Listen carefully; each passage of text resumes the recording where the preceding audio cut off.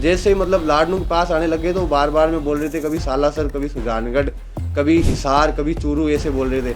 तो फिर हमने वहीं सुजानगढ़ में ड्रॉप कर दिया था उनको। राष्ट्रीय राजपूत करणी सेना के अध्यक्ष सुखदेव सिंह गोगामेडी की हत्या के बाद से पूरे राजस्थान में आक्रोश है।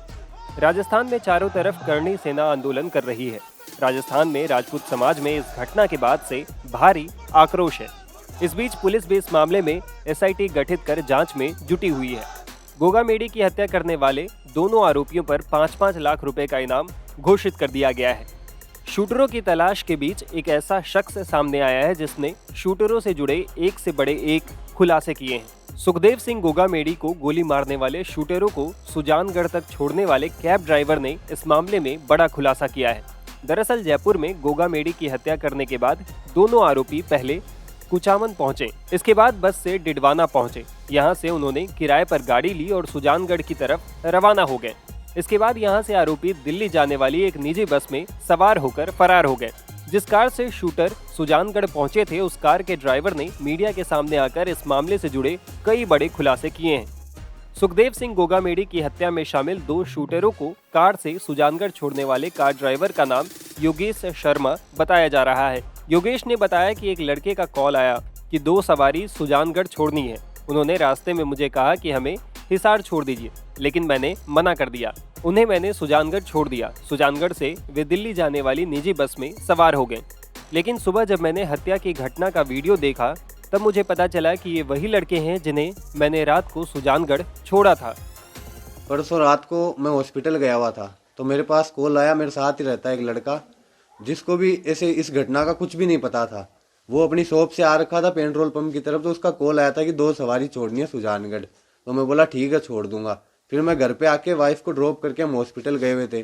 ड्रॉप करके फिर वापस गया था, तो वहां से वो पीछे वाली सीट पे बैठ गए थे दोनों। और जिसका कॉल आया था और एक लड़का और साथ में था जो मेरे साथ ही रहता है, वो एक लड़का पीछे बैठ गया और आगे की तरफ एक लड़का बैठ गया। उनको मैं बोला आप दोनों चल लो, नाइट का टाइम है, 2 लड़कों को छोड़ना है, आपने फोन किया तो साथ में सेफ्टी रहेगी, नाइट का टाइम है। तो हम चले गए। फिर उन्होंने 1500 रुपये पेट्रोल पंप पे दे दिए हमें, लाडनू पुलिया के पास में जो पेट्रोल पंप है डीडवाड़ा में, वहाँ पे दिए। तो मैंने तेल डलवा के वहाँ से फिर सुजानगढ़ की ओर रवाना हो गए।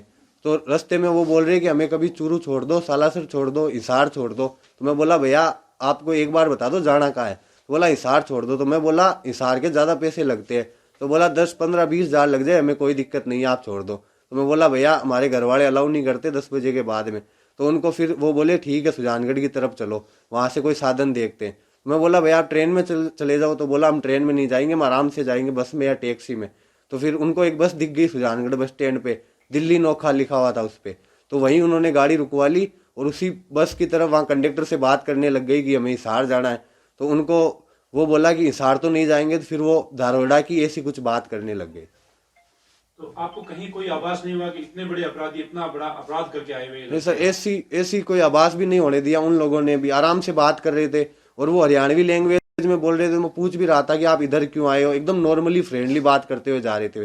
फिर थोड़ी देर बात किए, फिर वो चुपचाप बैठ गए। तो फिर हम भी नॉर्मल होके फिर गाड़ी चलाने लग गए। और जैसे ही मतलब लाडनू के पास आने लगे तो बार बार में बोल रहे थे कभी सालासर, कभी सुजानगढ़, कभी हिसार, कभी चूरू, ऐसे बोल रहे थे। तो फिर हमने वहीं सुजानगढ़ में ड्रॉप कर दिया था उनको। आपको कब पता चला कि वो इतने बड़े अपराधी थे? सर जब मैं रात को आया था, लेट आ गया, 11:30 हो गए थे आते आते।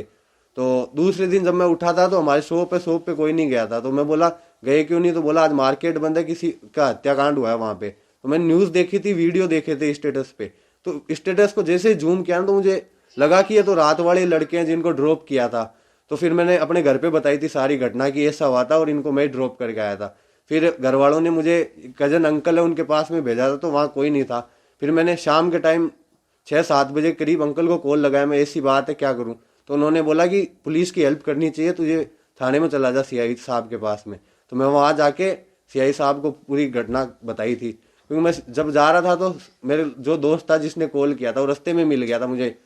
तो उसके पास में खड़ा था, तो वहाँ पुलिस की गाड़ी आई थी और हम दोनों को वहाँ से एसपी ऑफिस ले गई। अब इस मामले में कार ड्राइवर के खुलासे के बाद पुलिस इसी इनपुट के आधार पर आगे की जांच में जुटी हुई है और आरोपी शूटर तक पहुंचने की कोशिश में लग गई है।